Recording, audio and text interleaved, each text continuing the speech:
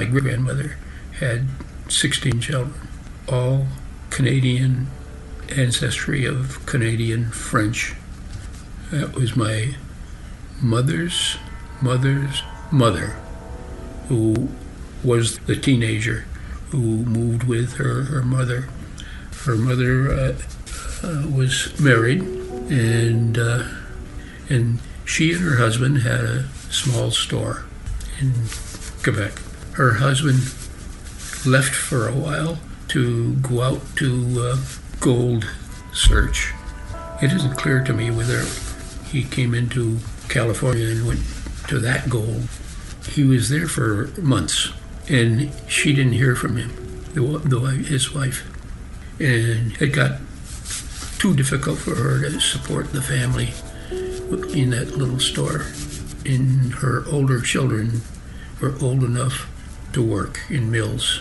And there are mills down in the Agawam, West Springfield area. There are about 1, 2, 3 paper mills. Yeah. Strathmore was one of them. Worthy Mills, where my grandmother worked. It was on the Agawam side of the Westfield River. They all got jobs there.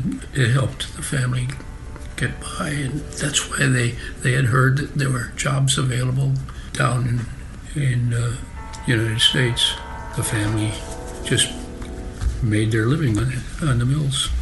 She moved down there without having any contact from her husband. But after some time, he showed up, and the story is that he was in terrible condition from a cleanliness standpoint. He had bugs in his hair, and so she took him in and washed him, got him washed up, and they lived as a family. They survived. Yeah, they were poor, but they survived. I never knew my mother's father. My grandmother married a man whose last name was Duclos, Duclos. And so their 16 children were all Duclos. Those 16 children, 2 or 3 died as children.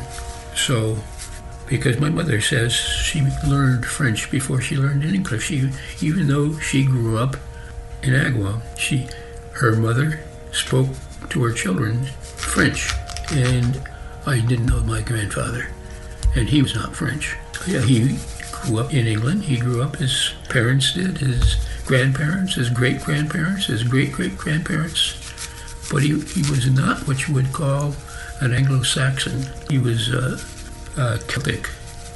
I didn't know my grandfather because he died when my mother was not married. She was 16 years old, and when she was 17, she graduated from high school, and when she was 17, she met my father.